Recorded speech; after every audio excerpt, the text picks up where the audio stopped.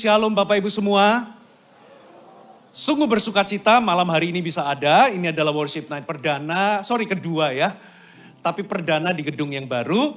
Saudara, saya memberikan judul malam hari ini Open Heaven. Saya mencoba mempelajari firman Tuhan dari kisah-kisah bagaimana langit itu terbuka. Di dalam Alkitab, saudara, ketika dikatakan langit terbuka atau open heaven, itu bicara mengenai ketika seseorang itu mengalami yang namanya kenyataan dari hadirat Allah, kenyataan dari suara Allah, kenyataan dari tuntunan Tuhan, bahkan kenyataan dari penyediaan Tuhan dan perlindungan Tuhan di dalam kehidupannya. Seseorang yang mengalami itu, mengaksesnya dengan iman, orang itulah yang dikatakan mengalami open heaven. Ketika saya pelajari firman Tuhan, saudara, ada 3 hal yang hari ini dengan sederhana saya mau bagikan. Ada 3 hati yang bisa membuat langit terbuka dalam kehidupan kita. Jangan remehkan yang namanya langit terbuka. Karena Alkitab juga berkata ketika langit itu tertutup atau langit itu menjadi tembaga, saudara, maka seseorang itu dikatakan dalam situasi di mana tidak ada perkenanan Tuhan di dalam hidupnya. Saudara, segala sesuatu sepertinya kering, bukan hanya secara fisik. Saudara, yang luaran itu hanyalah manifestasi. Makanya di dalam Alkitab Ulangan pasal 28 dikatakan orang yang di dalam kutuk itu seperti yang punya langit tembaga, tidak terbuka. Apa-apa yang dikerjakan tidak berhasil. Bahkan dikatakan dia akan kekurangan. Itu hanyalah manifestasi fisik, tapi di balik semuanya sebetulnya kekeringan rohani itulah. Karena dia terputus dengan akses sorgawi. Tapi saya percaya kebenaran tentang open heaven itu juga berlaku bagi kita di zaman perjanjian baru. Katakan amin. Kita langsung saja saudara. Pertama-tama kita akan melihat dari seseorang yang bernama Nathanael. Nathanael ini dikatakan Yesus sendiri berkata, saudara, orang ini akan hidup di bawah langit yang terbuka. Kira-kira seperti apa sih ciri-ciri orang yang hidup di bawah langit terbuka? Apa yang dia alami? Lalu apa yang membuat dia bisa masuk atau hidup di bawah langit terbuka? Atau surga terbuka, saudara. Coba kita sama-sama buka di Yohanes pasal pertama. Kita sama-sama buka di Yohanes pasal pertama. Kita baca dari ayat 45 sampai ayat 51. Filipus bertemu dengan Nathanael dan berkata kepadanya, kami telah menemukan dia, yaitu Yesus. Yang disebut oleh Musa dalam kitab Taurat dan oleh para nabi, yaitu Yesus anak Yusuf dari Nazaret. Jadi Filipus ini memberitahu kepada Nathanael, kami telah menemukan dia. Yang tertulis dalam kitab Musa, kitab Taurat, dan para nabi, yaitu siapa? Yesus dari Nazaret, anak Yusuf dari Nazaret. Kata Nathanael kepadanya, mungkinkah sesuatu yang baik datang dari Nazaret? Persis seperti orang-orang Farisi pada zamannya, skeptis. Tapi rupa-rupanya ada perbedaan antara orang Farisi dengan Nathanael. Coba kita lihat ayat berikutnya. Dikatakan begini.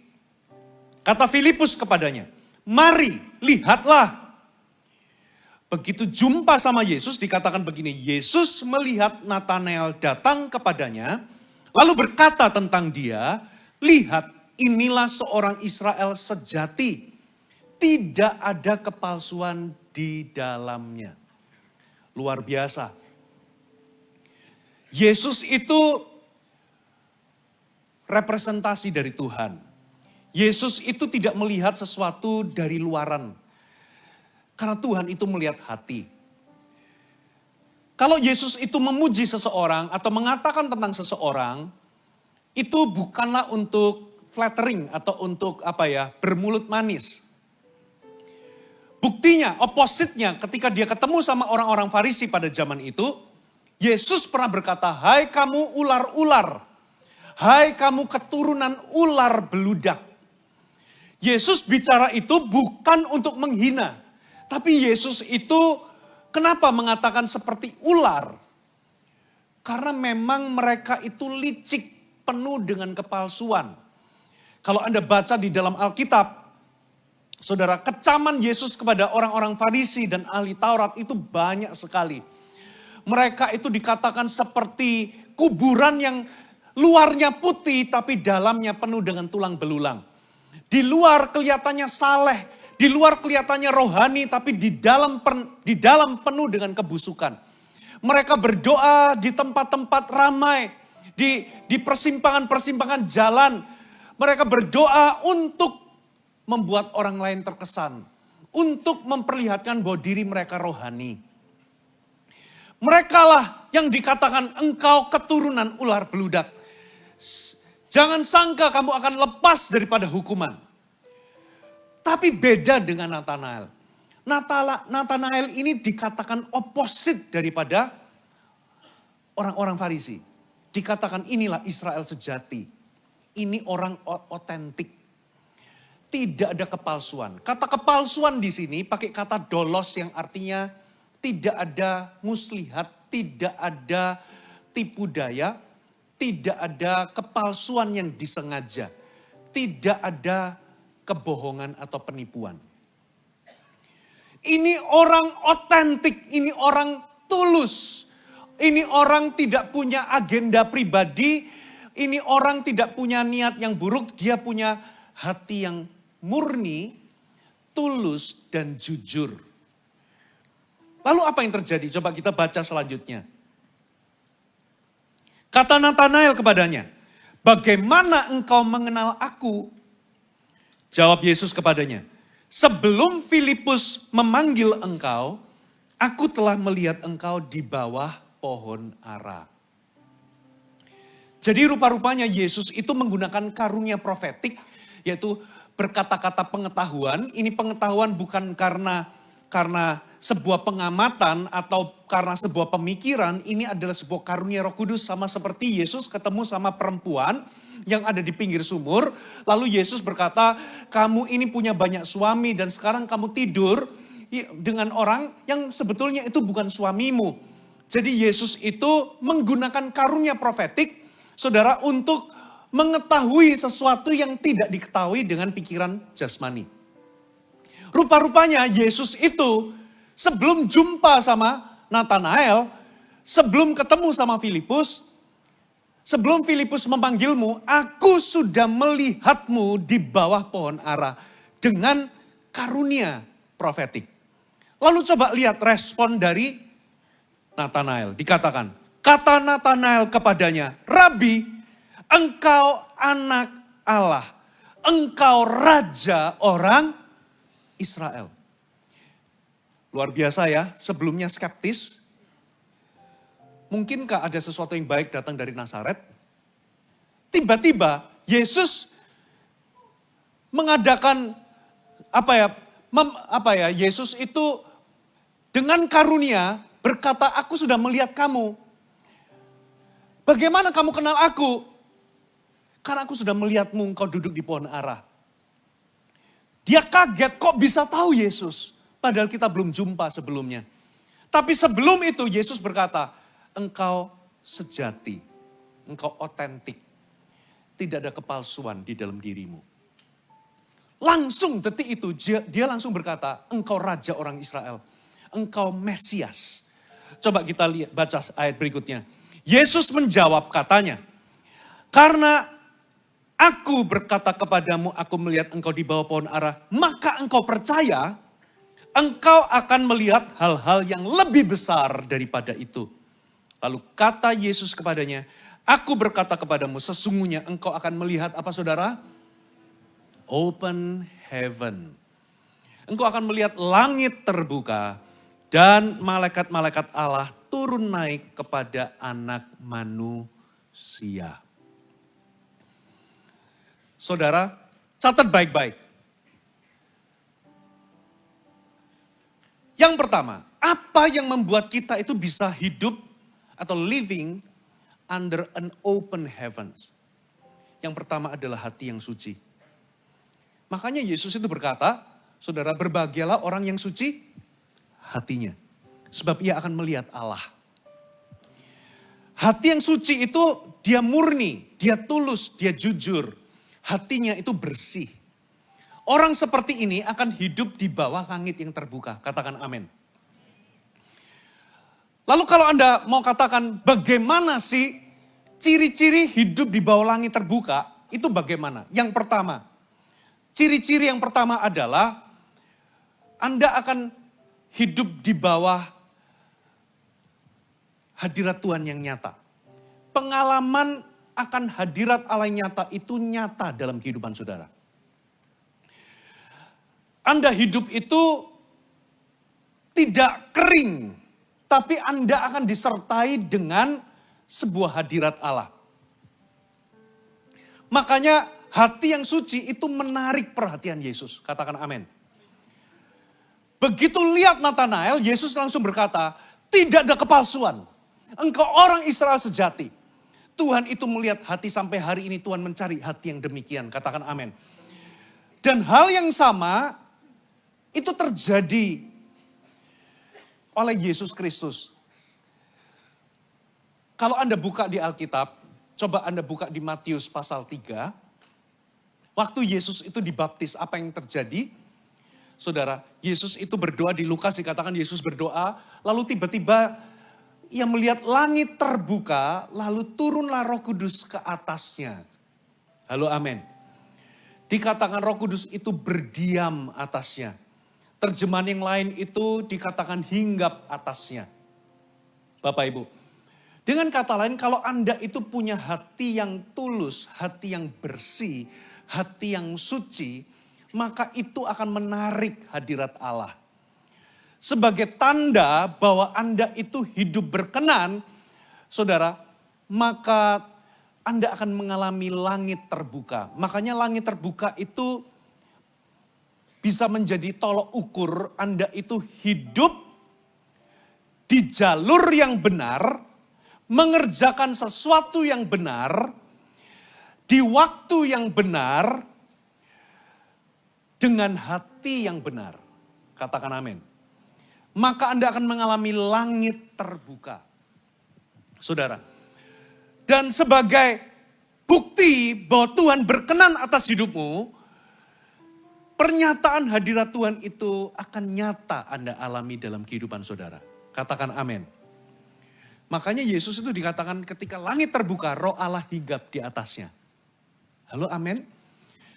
Yang kedua, kalau Anda mengalami langit terbuka, yang pertama apa saudara? Anda akan mengalami hadirat Allah. Yang kedua, saudara, Anda akan mengalami yang namanya tuntunan Tuhan dalam kehidupan saudara.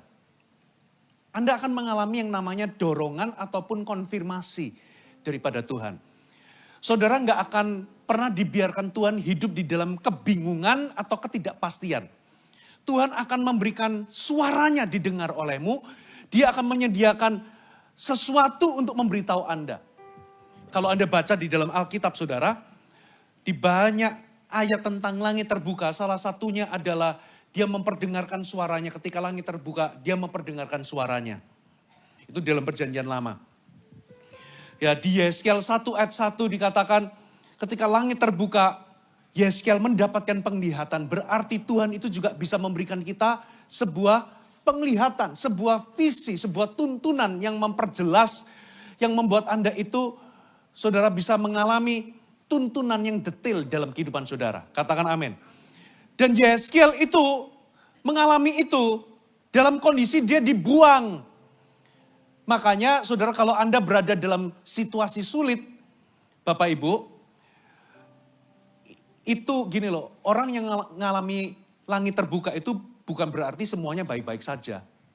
Anda tetap bisa mengalami penderitaan, kesulitan, saudara. Tapi bedanya di situ Tuhan akan memperdengarkan suaranya kepadamu. Tuhan akan memberikanmu tuntunan, katakan amin.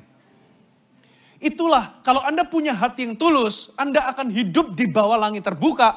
Dan salah satu manfaat dari hidup di bawah langit terbuka adalah dia memperdengarkan suaranya. Waktu Yesus melihat langit terbuka, turun Roh Kudus, lalu apa yang terjadi? Terdengarlah suara dari mana?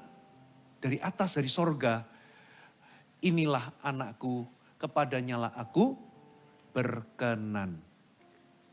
Perkenanan Tuhan itu diwujudkan dalam bentuk hadirat Tuhan yang nyata. Yang kedua, ada suara terdengar dari sorga. Katakan amin. Yang ketiga, saudara. Orang yang hidup di bawah langit terbuka, apa manfaatnya? Sorry, tadi kita bahas tentang Nathanael ya. Ya, Nathanael itu, dia itu bisa, awalnya dia skeptis. Tapi tiba-tiba dia bisa berkata, apa saudara? Engkau Raja orang Israel. Dengan kata lain, engkau adalah Mesias.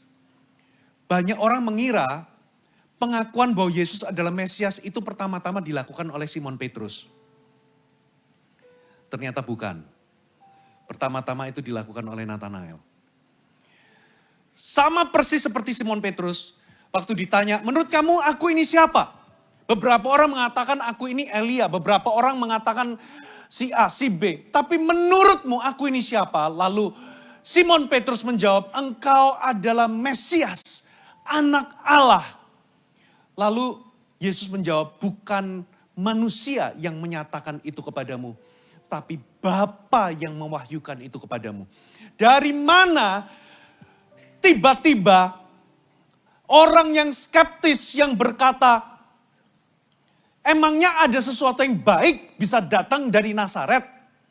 Kok tiba-tiba hanya gara-gara Yesus berkata, aku melihatmu duduk di bawah pohon ara. Tiba-tiba dia langsung percaya dan berkata, engkau Raja orang Israel. Karena Nathanael punya hati yang tulus. Makanya orang yang hatinya tulus, dia akan mengalami open heaven. Dan salah satu open heaven yang dia alami adalah dia langsung dapat pewahyuan bahwa Yesus, identitas Yesus itu adalah anak Allah. Makanya saudara, manfaat kedua adalah Anda akan terima tuntunan dari Tuhan. Kalau Anda living under an open heaven. Katakan amin. Tapi kalau langit tertutup, Bapak Ibu, 2 Tawarik berkata kalau langit tertutup, doa yang kau panjatkan dari rumah ini gak didengar. Kecuali engkau bertobat. Yang ketiga, saudara, tadi masih kedua ya. Dikatakan apa saudara Nathanael, saudara? Dikatakan dia mengaku. Waktu dia mengaku, dikatakan begini, karena aku berkata kepadamu, aku melihat engkau di bawah pohon ara, maka engkau percaya, dikatakan engkau akan melihat hal-hal lebih besar daripada itu. Kalau Anda living under an open heaven, Anda akan mengalami perkara-perkara yang besar. Katakan perkara besar. Kenapa Anda mengalami perkara besar? Sederhana. Kalau Anda punya hati yang tulus, maka imanmu itu pure seperti anak kecil. Karena Nathanael ini hatinya itu suci, nggak ada kepalsuan, nggak ada kelicikan, tidak ada tipu daya, nggak seperti orang-orang Farisi yang skeptis, itu benar-benar skeptis. Sudah melihat tanda pun masih minta tanda lagi. Masih nggak percaya, mereka meneliti kitab-kitab suci tapi hatinya nggak bisa percaya bahwa Yesus adalah Mesias. Semua ayat yang mereka baca itu menunjuk kepada Yesus, tetap mereka bersikeras, Yesus itu bukan Mesias. Tapi Nathanael karena hatinya itu tulus, imannya itu murni, seperti anak kecil. Yesus hanya mengatakan, aku melihatmu duduk di bawah pohon ara, langsung percaya dan mengaku dengan sebuah keyakinan, engkau anak Allah. Lalu Yesus memberikan kata-kata, gara-gara aku berkata aku melihatmu di pohon ara dan kau langsung percaya, engkau akan melihat perkara-perkara lebih besar. Tanda dan mujizat, saudara, itu gak akan jauh dari kehidupanmu. Katakan amin. Bahkan di kitab Ulangan itu dikatakan orang yang living under open heaven, saudara, itu mendapatkan berkat. Pekerjaan yang pertama yang diberkati itu dikatakan buah kandunganmu. Berarti itu bicara lambang dari anak-anakmu dan keluargamu akan diberkati. Lalu yang kedua itu hasil ternakmu. Itu adalah bicara mengenai apapun yang kau kerjakan kalau Anda living under open heaven. Pekerjaanmu juga diberkati, katakan amin. Bahkan yang terakhir itu hasil bumimu. Itu berarti sumber-sumber daya dalam kehidupan Anda. Saudara, itu juga diberkati. Itu kalau orang hidup di bawah langit yang terbuka. Itu kata Ulangan 28. Dengan kata lain, Anda akan melihat perkara-perkara lebih besar dalam kehidupan saudara. Anda akan melihat banyak perkara-perkara atau pertolongan Tuhan dalam kehidupan saudara. Perkara-perkara heran. Kenapa? Karena imanmu murni. Sementara, saudara, dalam perjanjian baru itu ada ayat. Karena beberapa orang itu menyangkali hati nuraninya yang murni, maka imannya jadi kandas. Bapak Ibu, kita perlu jaga hati untuk tetap suci. Amin. Lalu yang terakhir dikatakan apa saudara? Apa manfaat hidup under open heaven? Dikatakan dia akan melihat malaikat turun naik. Ternyata di bumi ini, sekalipun Tuhan itu menyertai kita, tinggal di dalam kita, dia tidak meninggalkan kita. Namun dalam perjalanan rohani kita, Tuhan itu memberikan pelayan-pelayan, saudara, untuk melayani umat percaya di dalam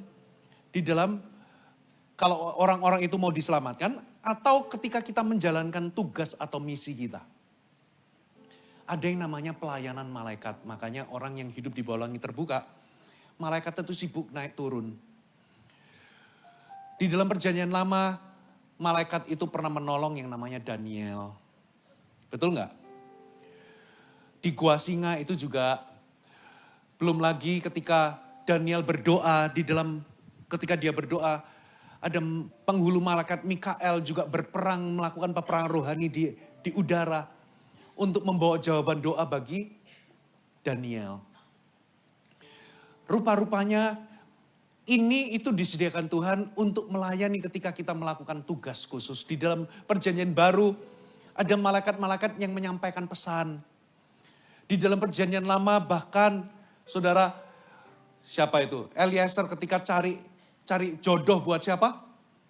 Buat anaknya Abraham, yaitu Ishak. Itu juga, malaikat-malaikat itu juga bisa membantu. Tapi, saudara, kita tidak boleh menyembah malaikat dan kita nggak usah cari tahu malaikat kita siapa. Kita nggak perlu ngobrol sama malaikat atau berdoa kepada malaikat. Marah itu jadi okultisme. Yang datang bukan malaikatnya, malah roh jahat. Saudara, tapi Tuhan itu tidak membiarkan kita sendirian. Saya terus terang seumur hidup saya nggak pernah lihat malaikat saya. Tapi pernah ada 3 kali occasion berdekatan ketika saya khotbah khususnya tentang takut akan Allah. Pernah ada 1 kali ada orang berkata, tiba-tiba pulang dari kebaktian di Central Park, saudara. Dia ini orang baru, dia itu nggak pulang sementara semua bubar. Dia coba salaman sama saya, lalu dia ngomong gini, Om itu orang suci ya? Oh enggak, ini kelihatan orang baru nggak, bukan orang Kristen yang kebanyakan karena bahasanya itu nggak lazim. Dia ngomong, Om ini orang suci ya? Oh bukan, saya orang biasa. Lalu saya salaman sama yang lain, dia tetap nunggu di samping gitu ya. Lalu dia ngomong lagi, Om itu orang suci ya? Bukan, kita ini sama manusia biasa. Rupa-rupanya setelah semua sepi, dia datang lagi mendekati saya. Lalu dia ngomong, saya melihat 2 sosok tinggi besar di samping Om waktu khotbah. Saya dalam hati, oh begitu ya. Saya nggak lihat apa-apa, nggak kerasa apa-apa. Nah, ketika saya khotbah message yang sama yaitu takut akan Allah, di balik papan ada 1 jemaat pulang kebaktian menghampiri saya, ada sosok tinggi besar. Itu menjaga saya ketika saya khotbah. Lalu kali ketiga saya lupa di kejadian mana, itu juga lihat ada malaikat menyertai. Bapak Ibu, saya seumur-umur gak pernah lihat malaikat saya kayak gimana. Dia kulitnya hitam atau kulitnya putih. Saya gak ngerti tingginya seberapa, tapi orang-orang lihat ciri-cirinya mirip-mirip. Bapak Ibu, ternyata Tuhan itu tidak membiarkan kita sendiri. Dia tinggal di dalam kita, tapi di dalam pekerjaan misi, di dalam tugas khusus sesuai dengan rencana dan kehendak Tuhan. Dia bisa mengirim para malaikat untuk membantu kita, untuk menyelesaikan tugas kita. Katakan amin. Kita tidak diperkenankan untuk berdoa kepada malaikat, bahkan berbincang-bincang, bahkan mencari-cari tahu, bahkan menyanjung-nyanjung. No, no, no, no, no. Saudara, kita nggak perlu. Kita cukup berhubungan dengan Roh Kudus saja. Katakan amin. Tapi Nathanael itu dikatakan Yesus, kau akan melihat langit terbuka dan melihat aktivitas malaikat. Saudara, paling tidak itu yang di dalam perikop itu, itulah yang Alkitab katakan. Katakan sama-sama hati yang suci. Makanya penting untuk kita jaga supaya kita ini nggak penuh dengan kepalsuan. Amin saudara. Kalau Anda datang di gereja, penting untuk Anda datang itu dengan hati yang murni. Kalau tidak, percuma Anda ibadah. Percuma kalau Anda datang di gereja, hati saudara melayani tapi nggak murni. Beberapa melayani karena supaya ingin kelihatan penting. Beberapa melayani karena supaya dilihat orang, membuat orang lain terkesan. Beberapa orang di gereja itu bahkan cari posisi. Sementara saudara, yang lain itu berlomba-lomba untuk bertumbuh cari Tuhan. Ada orang-orang yang hatinya punya agenda pribadi, datang punya agenda-agenda tersembunyi.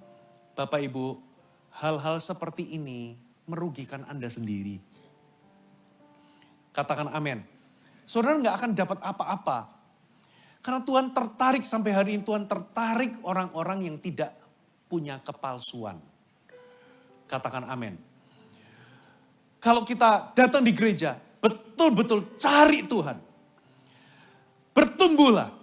Berikan diri Anda dimuridkan. Semurni-murninya. Kalau Anda setia, Tuhan pasti akan berikan kepercayaan. Tapi jangan datang-datang Anda cari kepercayaan karena supaya ingin dilihat penting. Apalagi kalau Anda berpolitik di dalam gereja. Berhati-hati. Saudara, saya masuk GMS dari dulu. Saya itu cuma anak kemarin sore yang bertobat.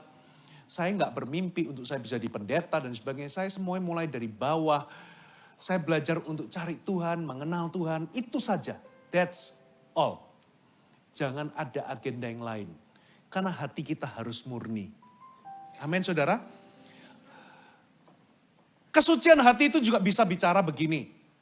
Di dalam Anda berjalan dengan Tuhan, saudara, Anda jangan pernah Anda berpikir bahwa semuanya itu akan mulus. Ada momen-momen di mana hatimu akan diuji. Ada orang-orang terdekat atau bahkan ada orang-orang yang Anda percaya. Mereka-mereka lah yang akan melukai Anda. Ketika Anda melewati masa-masa ujian yang namanya kekecewaan, nggak tentu itu juga di gereja. Itu bisa jadi keluarga Anda, itu bisa jadi teman di luar sana, teman kerja.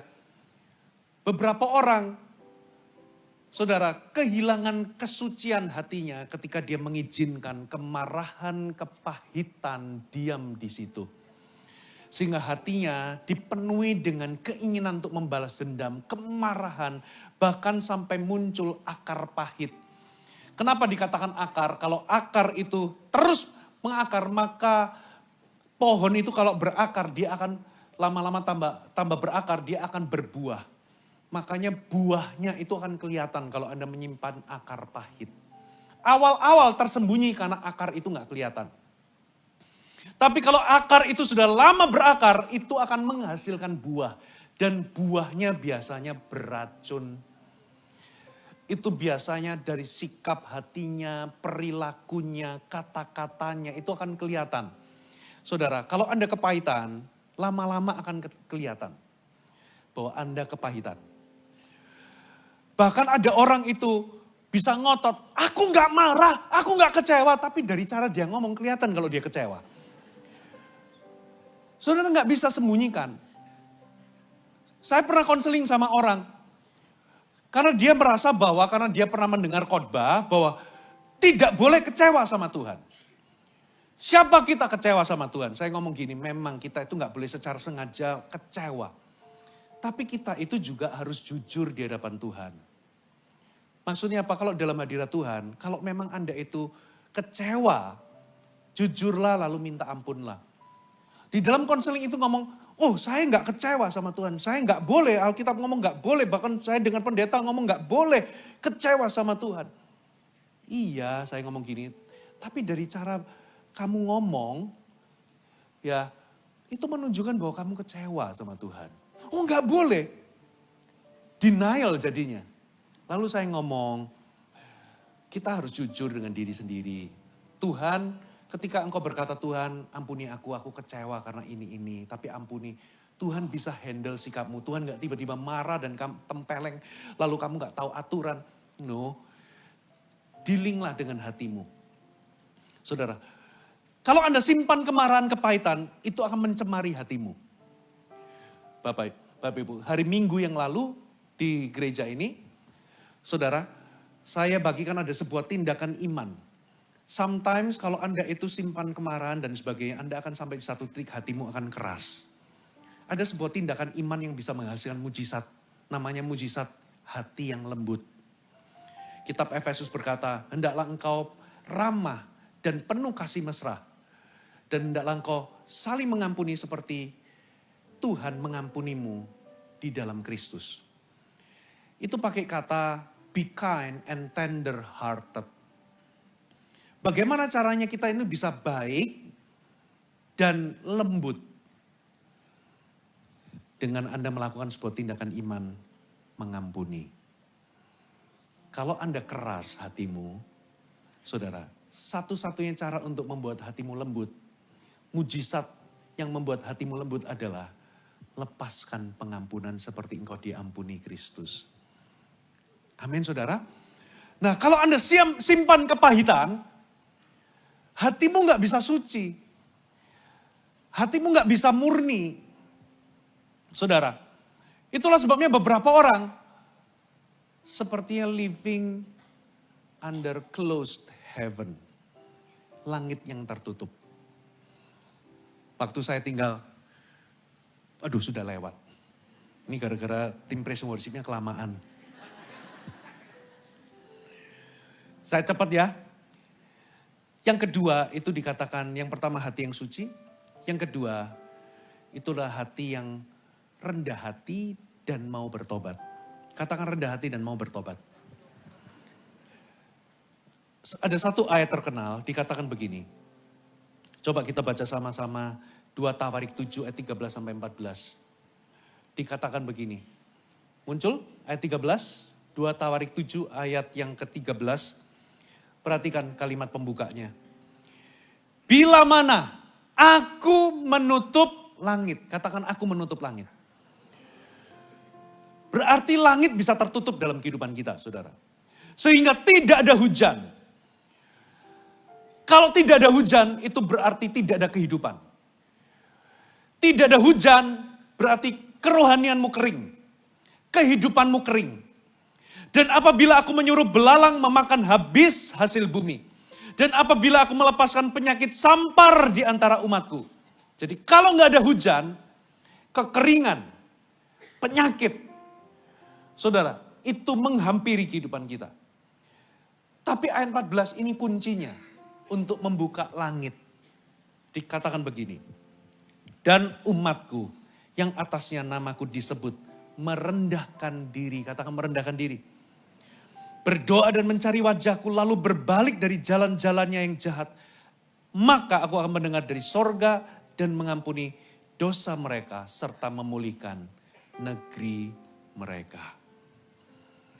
Dengan kata lain, ketika Tuhan menutup langit dan kemudian engkau rela, hatimu itu rela untuk bertobat, hatimu hancur, saudara, itulah yang membuat Anda bisa kembali hidup di bawah langit yang terbuka. Katakan amin. Yang terakhir, saudara, hati yang menyembah. Katakan hati yang menyembah. Coba perhatikan Sakarya 14 ayat 16 sampai 17. Tetapi apabila seseorang dari antara kaum-kaum di dunia ini tidak datang ke Yerusalem untuk sujud menyembah kepada Raja, yakni Tuhan semesta alam, maka kepada mereka tidak akan turun Dengan kata lain, langit akan tertutup. Kalau mereka nggak menyembah. Ini ayat bicara tentang nubuatan kedatangan Yesus sebagai Raja di muka bumi. Setelah peperangan besar yang terjadi di Yerusalem, kemudian Yesus akan datang menyatakan diri bahwa akulah Raja. Saudara, maka semua bangsa itu akan merayakan hari raya Pondok Daun. Ya, itu sebagai lambang bahwa ini akan universal. Seluruh dunia akan merayakan lalu menyembah kepada Tuhan kita. Dan dikatakan begini, bangsa yang tidak menyembah gak akan turun hujan. Karena ini sifatnya adalah nubuatan, di sini ada sebuah prinsip rohani. Tidak ada penyembahan, tidak akan ada hujan. Apa maksudnya? Jadi begini saudara. Ternyata ada penyembahan itu bisa membuka pintu sorga. Penyembahan apa yang bisa seperti itu? Yaitu penyembahan sejati. Katakan amin. Kalau Anda punya hati yang menyembah. Alkitab berkata, ya, orang-orang Samaria datang ke gunung ini. Orang mengatakan datang ke gunung ini, tapi aku berkata telah tiba saatnya orang akan menyembah bukan datang ke gunung ini, bukan datang ke gunung itu. Tapi saatnya akan datang bahwa penyembah-penyembah benar akan menyembah Bapa di dalam roh dan kebenaran. Bapa menghendaki penyembah-penyembah demikian. Apa maksudnya? Inilah gambaran dari penyembah sejati.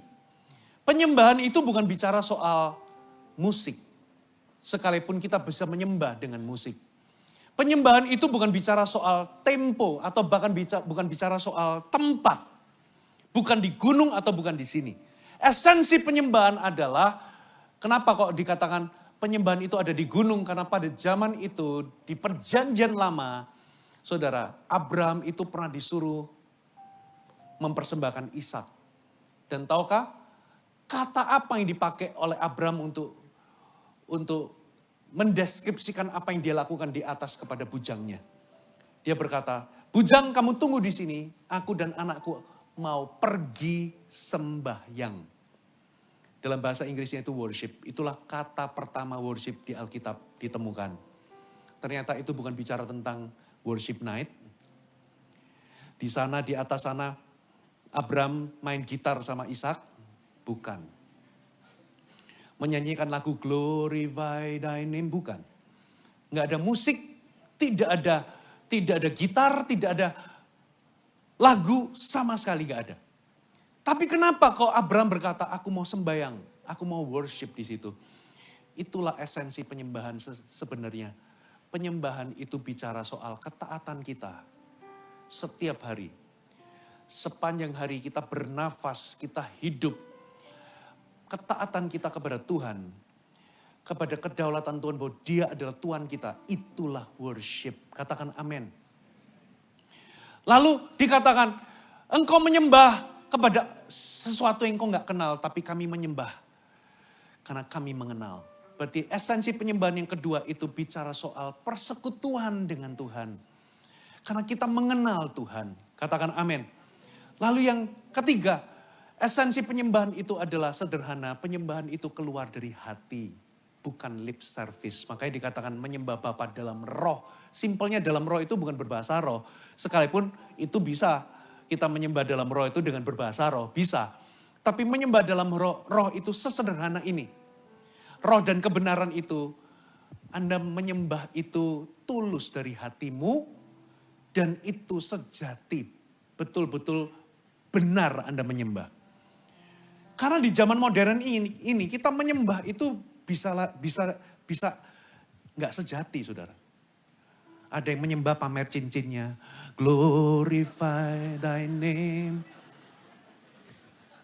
Yang di belakang, wah.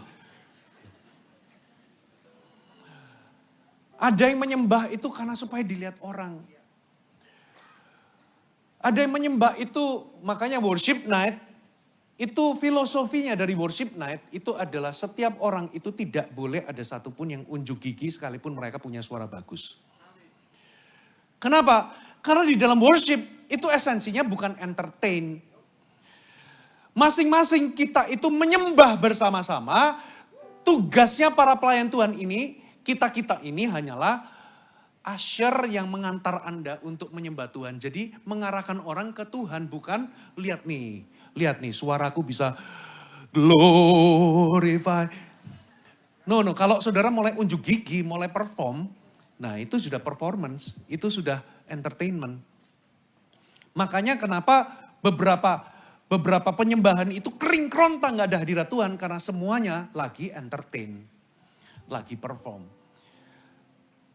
Esensi penyembahan itu harus benar, menyembah Bapa dalam kebenaran itu juga sesuai dengan firman, tapi juga dalam kebenaran itu sejati. Tulus dari hati. Katakan amin. Saudara, sesimpel itu sebetulnya. Sehingga Anda menyembah, Anda juga nggak terlalu memikirkan pusatnya itu bukan dirimu. Berapa banyak Anda itu nggak pernah masuk dalam kepenuhan penyembahan karena fokusmu dirimu sendiri. Nanti kalau aku angkat tangan, nanti sebelahku ngomong apa ya? Nanti kalau aku berlutut, nanti orang lihat, berlebihan. Kita mikirin apa kata orang waktu nyembah. Berarti fokus Anda, pusat Anda bukan Kristus, tapi dirimu. Makanya beberapa orang gak bisa alami kepenuhan penyembahan. Kenapa?